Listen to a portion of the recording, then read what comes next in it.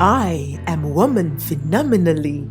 Phenomenal woman? That's me, Maya Angelou. Welcome to this segment of the Afrocentrist podcast, The Woman, Her Story, and Her Impact, where I get to speak to women from across the globe, sharing their stories and how they are impacting their world. Coming to you every Wednesday, 4 p.m. GST. Of course, with your favorite show host, the energetic EJ. So make it a date with me every Wednesday. The Afrocentrist Podcast, proudly African.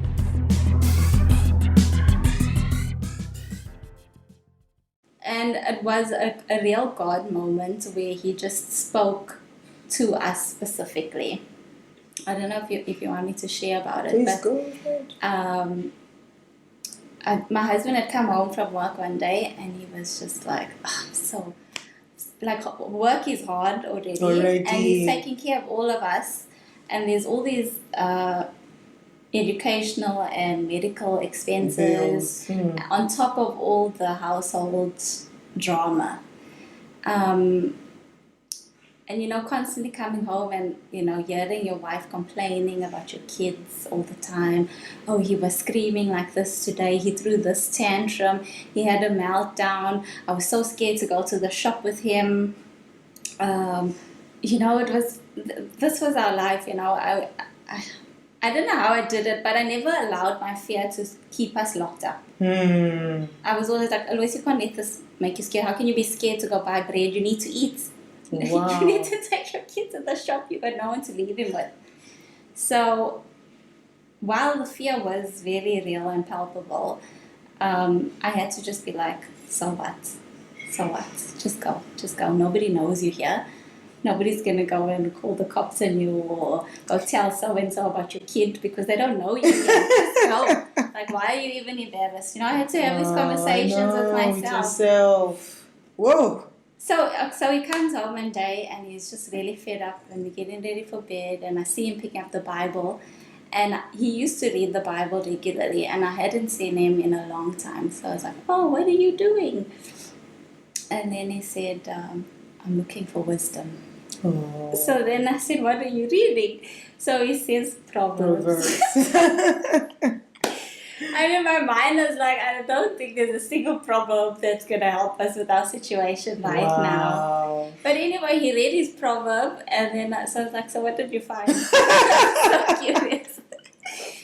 And it was something about being responsible with your money and, planning for the future. And I was like, I don't know. How does this help?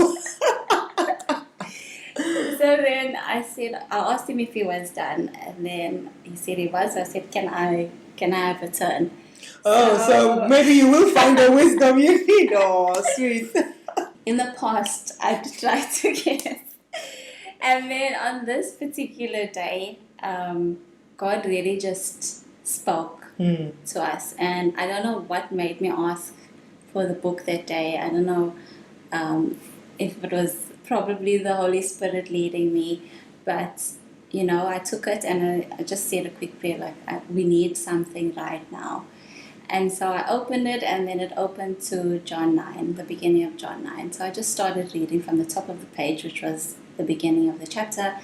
And so there's a man born blind, and then the disciples asked Jesus, so who sinned here? Was it him? Was it his parents? Whose fault is this? Looking to blame someone. And so this was very specific to us because, we were at a phase where we were blaming each other and ourselves. Oh, it's my family. It's from me. Wow. I got it. Or, no, it's your family. You see, your family got it, So Jesus responds then to the disciples and says, that actually doesn't matter. That's not important. And actually, neither his parents nor him sinned. This has happened to display the glory of God. And suddenly it was like, God, wow, this is exactly what specific I needed to hear. This is what he needs to hear. And it was even a bit awkward. because now he's already turned over to fall asleep, and then I'm like, like, do you want to know what I found?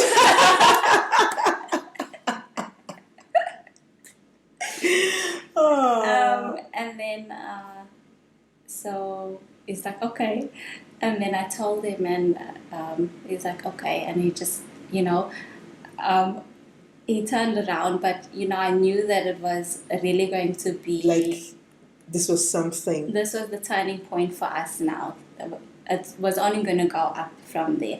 I mean, we were right at the bottom, and there were a lot of obstacles and hurdles that we had to overcome, but it was only to get better and move up and learn to cope and deal and accept also this new life of ours now.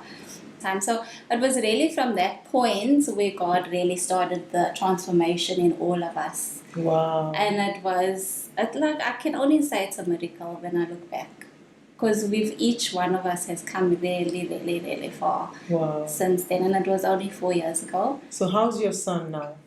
So he's 7 now. At the time, he was babbling. He couldn't really say words. He had his own language. My husband could decipher it. I don't speak it. What's the boof, Mom? What's the boof?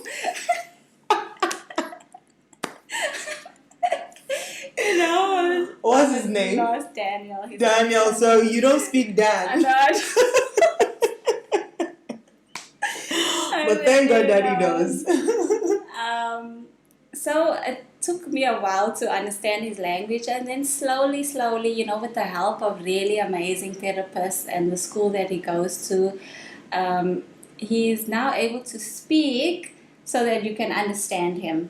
And the benefit of living in such a melting pot of cultures is that he can almost get away with not being noticed as one particular autism even, because he can speak now to a point where someone will say, oh, maybe English is not his first language.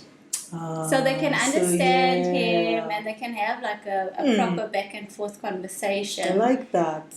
So I mean, of course, when we're with people who do speak English, people will be like, why he says it like that, and you don't say it like that, and they try to help him, even some people, which is fine. But it's almost like we have the grace to be free to have autism and have it comfortably, and not be just confused, and then just like that denial is really, really, I think, what has really come for me from your story so far is the earlier and I just love this epiphany that you shared, like when God saying, see, this is not your fault, just taking yourself out of the situation, right? And knowing that it's not always just about you. Yes, this has happened. Why you, but why not you? Right? So there's always a reason for some of the challenges that come to us, no matter how difficult, whether you're going through depression right now, anxiety, or you're going through a divorce, or your finances is like in shambles, your business is not going the way you expected, your kids are not behaving the way that you brought them up, and they're just like, what's going on? Why is my life upside down? Another way to look at it is, God, what exactly are you doing here? And I'm just so excited about your story and how, that happened for you as a family. Like, for me, that's the biggest part of your story as of now, because I know that there will still be more. There'll be more, things to come, and stories to tell and miracles to happen. But for me, it's the fact that it happened not just to you, but to your family, because it might have been harder if it was just you who got the epiphany. True. Right? And thank God it was your husband who opened the Bible first. So, I'm looking for wisdom. So it was easier when you said, you found this, my turn. It was easier for him to like, okay, so what did you find? Otherwise, I think if you had started that conversation, it might not have like, please, right? So that was legit a miracle. It was. And I celebrate that for you. So when you want to talk to, so how has this story so far shaped you into impacting other people now? Because I heard, when we're having a conversation earlier, talking about how you're now passionate about you're actually even going to study to know how to, take care of special need kids. You're going to school for that now. And now you're thinking about how can you create more awareness for others. So tell us, like, what has that story or your journey so far to that point done for you now, and how you're impacting your world? Okay, so it was during lockdown last year when I decided to study again. Because I wasn't working for a while, I had been thinking I want to study, but I wasn't sure exactly what I should do. And so I was playing around with a few different ideas. So I was like, I wanted to be a teacher in the first place. Maybe I should do something in that. Or now that I'm growing in my faith, maybe I should learn about that. But I was also a bit reluctant to waste money, and it's not where God wants me to go. So it took me a good 2 to 3 years to really get to decide what is it exactly I should do. And so during lockdown, I was at home with my son. And, I do believe that teaching is a gifting God has given me. And I have been able to teach many people different things. But I find myself challenged with teaching my own son. And so I decided then to study special needs education with a specialization in autism. So that I could understand him and then also learn how to teach him. Because what then is the benefit of me being able to teach the world when I cannot impart knowledge to my own kid? So I then decided to do this course. And it wasn't just for me, because in the process I started meeting a lot of different people. I had an opportunity to share about autism in lockdown on a coaching platform. And then I started meeting other families with autism. And then my autism community started growing. So I felt like studying this would not benefit me and my kid only, but I could also help other mothers dealing with their issues and go through that process with them. I must say it is a challenge because, autism moms are a very specific type of person. And sometimes they don't want too much. They need to go through those waves on their own. But just knowing that there is someone available to help when they need it. Yeah, so I want to be able to offer that support to any autism parents anywhere. So I'm part of groups here in Dubai and in South Africa. So I'm excited about that. I'm excited about what I'm learning, because I'm not even just learning about autism. I'm learning so much about myself as well. Wow. And my mind is changing about different things, the way that I look at it, and it's affected the way I look at politics and policy. It's the way I look at any individual who's different and unique. Putting aside my prejudices and being aware that I have those things, and working on those things before I interact and meet people.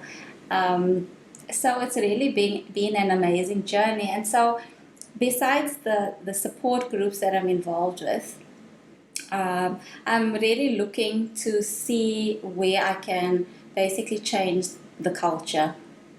The culture, not just here, but in my own home country, because there's still so much need and lack of education and awareness around autism.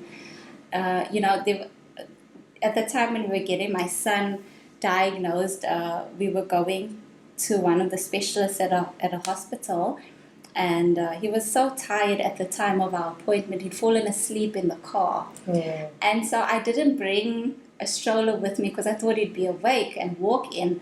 And he was so heavy at the time. I really couldn't carry him, and I had his little sister with me. Wow. So I couldn't carry him into the doctor's room, and so I had to wake him up, and he started throwing the biggest fits. Like, he was melting down to you just won't believe. Wow. And he's kicking and screaming in the parking lot. And then this old woman was walking past and giving us these strange looks, that control your kid. What? Yeah, and she says in the native language there, this kid is crazy. And back home it's easy to speak in a native tongue if you think the other person can't understand you. And you don't look like it. And so I was really so upset. But in the moment, I'm rushing for the appointment. My kid is throwing himself on the ground. He's screaming. And I cannot address what is happening here in front of me. You know, and he's like 3 years old, 3.5. And you're an old woman. You should know, like, kids behave in a certain way. Like, be sympathetic, help the situation. But you're throwing insults to injury here. But anyway, obviously I couldn't stop and say anything to her, so I had to continue into the doctor's rooms. But the culture is just so still rigid and still like not open-minded about it yet. Yeah, and I mean, that's just one incident, and there's so many other incidences that I can tell you about, or families, not just with autism, any disability or anything special needs, actually. And so, so my aim now is really to break into the typical side of the culture, because, you know, in the autism society, we all know this, we all understand it. It's just breaking into that so that we can get other stakeholders involved to help come beside us and then, you know, take this message forward to be more understanding and inclusive. And so this is really the idea of the storybook I was telling you about. Yay! Dr. Aloysia is going to be working on a storybook. I hope and she's No, on this show we speak live, okay? So I'm speaking it into existence that very soon, hopefully before this time next year, Dr. Aloysia is going to publish her storybook, which is going to speak to autism, but actually towards, you know, focus towards the kids. Yeah, so why the kids though?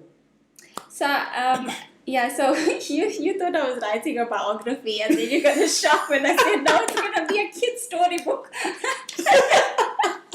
Why? I just think, you know, kids are so much, their minds are so malleable and they're so ready to learn and take things in, and which is why it's from that age parents can instill these negative ideas into their very receptive minds. So I feel if I can do a storybook that speaks to little kids, if they can learn to be understanding and accepting of others' differences and challenges, then, you know, from the top side, the adults and advocates can speak to parents, and if they don't want to listen to us, then maybe they'll listen to their kids who are learning about this. So that's my hope. We're hopeful, and it's a good one. It'll be able to it's a good angle. Yes, absolutely. Catch them young, let them understand. It also helps them because as they grow, they know, okay, there are differences around the world, and it's okay. Yeah. And it's okay. Awesome. Thank you so much for sharing your story. Guys, I really do hope that you've been impacted and inspired by this story, especially if you are a parent of a special need kid, or you know somebody or a family who have a special need kid. Please, I mean, as I sit here listening to Dr. Aloysia, I'm just like, wow, it is actually a lot. It's a lot to handle. So please be nice. When you see kids throwing tantrums outside, don't be quick to judge the parents. Don't be quick to scold the kids. Just try and see if you can help. For example, the one incident she shared, if this boy is throwing tantrums and you can see the mom holding a baby girl and then trying to, you know, I mean, there is nothing wrong. At least offer. And if they say no, thank you, it's okay. But, you know, you've tried your best. Because I think I would have said, you know what, let me help you with the baby girl while you know, maybe console this little boy and say, okay, are you okay now? All right. You know, but let's just be nicer to people. You really don't even know, gosh, like just the enlightenment, you know, from your story has just changed something for me. Because I mean, can you just imagine that your 5 senses, your touch, your smell, your hearing, your vision, and you are on either extreme of both, and the different senses has different extremes. Can you just imagine what those kids are going through. And for some who have been like that for so long, there is no cure for autism, is there? So autism is a lifelong condition. You're born with it. And so we actually didn't speak about the social understanding of autism now. And so the culture is moving away from seeing it as a condition, but a difference. And so science is showing more and more that it's really just a divergence or a different way of brain development. And there are more and more people being born with it. And so it's starting to look like it's within normal, but it's different. So what exactly causes it? Okay, so at the moment there's no clear understanding what is the cause, but there's definitely a genetic factor. They have discussed things like infections, either in the mother when she was pregnant, or at delivery, or in the kid in the early ages of his life or her life. Are you serious? No. Like, a kid could be born normal and then catch an infection that causes autism? But so that's the thing, because it's multifactorial. If their brain is developed or created to be that way, the infection may may initiate the process of how their brain works. Okay. Wow. So then there's also toxins. Certain toxins behave in that certain way. And then there's also some brain injuries that cause those types of behaviors as well. So nobody knows what causes it. There is a very strong genetic component. There's still lots and lots of studies being done. But there's nothing that's conclusive to say this is what causes it, which is why it's moving towards just different development of your brain. And, our brain is so complex. You cannot, if you just knew, you cannot come up with an algorithm or a picture to describe how your brain works. It is so complex. Wow. And there's so many things working so differently. And even within typical people, your brain is so different to my brain. And it's the same with people with autism. And so, like I say, the culture is now moving away from the ideas of condition or someone with autism. And the culture is going towards identifying a person as autistic. And they saying to you, I'm autistic because this is a major part of who I am. Just like somebody say I'm dyslexic. Right. So this is my brain, and this is how my brain works. And it affects every single living moment that I have on this planet. So it's not really a condition that can be cured or managed or go away. This is my brain, and this is how I live, and this is my experience of the world. Wow. That's a lot to handle. So guys, like for me, my message from this discussion is just be nice. Think about what other people are going through, and just let's try and work on our judgmental faculty. Let's work on our judges, guys. I know it's hard. Like, if you don't even have an idea, it's hard to put yourself in people's shoes. But I think if you always take time to pause before just saying, hey, what's wrong with this woman? She can't even, control a kid. Like, that's even a thing in Africa anyways. Like, people look at you and like, what kind of, where's your mom? Where's your dad? Why are you like this, right? But please, let's take a moment to pause and see, if, oh wow, maybe this person is just different, all right? So before we leave, I normally ask a question, but before I go to the question for the day, I'll ask you to one last thing to say to moms who have special need kids. What would your word be for them? My word would be to you is, it's okay to be afraid. It's okay to not know. It's okay to feel lost for a bit. But don't allow that to stop you from learning and growing. Because it's actually such a privilege to have a kid who is different and unique, because they allow you to see the world in such a different way and a different perspective. There's actually more that you can gain from having a kid with needs than even a typical kid. And so I can see the growth that has happened in my life, and I believe the same can happen for you if you just take this opportunity to develop yourself in learning about your kid and your kid's needs and challenges. Wow, I love it. Thank you so much. Because your situation sometimes is not just for you to change it, but it also changes you. Yes. And that's something to also, look out for and be grateful for. Like, okay, because of this, I now know this and I'm now like this. I'm now a better person. All right, so normally would ask a question for every episode. So for this episode is I'll ask you to ask a question. So I would love, I believe like there could be one person, it could just be one person. Like I'm a one person, but also like I just feel like if you can do it for one person, you can do it for a million people. But that one person is just special for me. So if you're that one person and you have a question for Dr. Aloysia here and say, you know what, I'm not even sure how to handle it. I don't know. And you have a question, please send me the question. You can send it in the comment section of the Afrocentrist podcast or my personal page, or you can send us an email to theafrocentrist@gmail.com. How can people connect with you directly, by the way? Okay, so I am on Instagram as Dr. _Aloysia. I am on Facebook as Dr. Aloysia.